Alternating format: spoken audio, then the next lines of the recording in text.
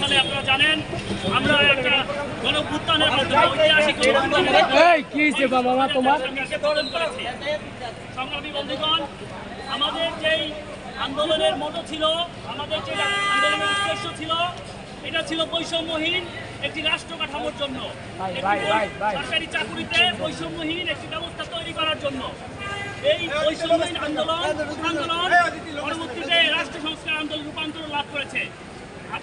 আপনারা জানেন আজকের গত 15 বছরের যেই অত্যাচার, যে বিচার বিভাগকে ব্যবহার করে যে অত্যাচার, যে নির্যাতন জনগণের উপর স্টিমুলার চালিয়েছে স্বৈরাচারী সরকার, এর থেকে বেরোয় আসার জন্য আমাদের এই নতুন আন্দোলন, নতুন অভ্যুত্থান। আমরা আপনাদেরকে আজ ব্যক্তহীন ভাষায় বলতে আনন্দ মিছিল শেষ করে ঢাকা সিএমএম কোর্ট হয়ে মহানগর কোর্ট হয়ে আমরা এখন আইনজীবী সমিতির সামনে উপস্থিত হয়েছি। এই সময় আমরা সংক্ষিপ্ত গণ অধিকার পরিষদ আমাদের জিপি নির্বাচন কমিশন থেকে ট্রাক প্রতীক নিবন্ধন পাওয়ায় আনন্দ মিছিল। আইনজীবী বন্ধুগণ, আজকে আমরা আপনাদের আনন্দের সহিত ঢাকা আইনজীবী সমিতি ভবনের সামনেই আজকের যে বৈষম্য গণ অধিকার পরিষদ এই আন্দোলনের সূচনা হয়েছিল জিওপি নির্বাচন কমিশন থেকে ট্রাক প্রতীক নিবন্ধন পাওয়ায় আনন্দ মিছিল কোর্ট চত্বরে করেন এবং আইনজীবীরা বক্তব্য রাখেন।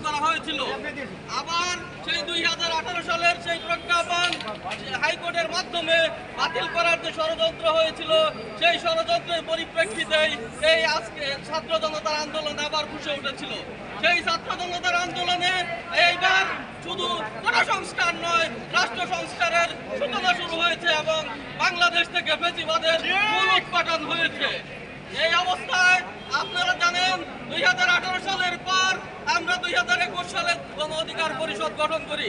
গণ অধিকার পরিষদ গঠন করার পর আমরা দেখতে পাই যে সকল ক্রাইটেরিয়া পূরণ করার পরও গণ অধিকার পরিষদকে 2022 সালে নিবন্ধন দেওয়া হয়নি।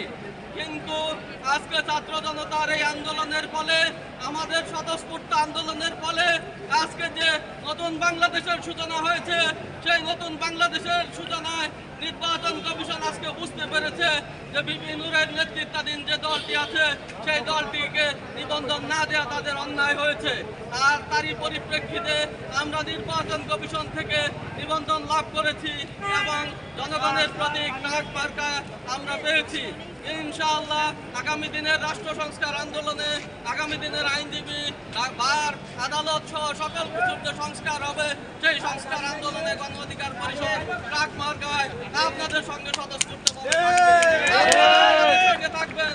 এই আহ্বান জানিয়ে সবাইকে সংগ্রামী শুভেচ্ছা জানিয়ে শেষ করছি।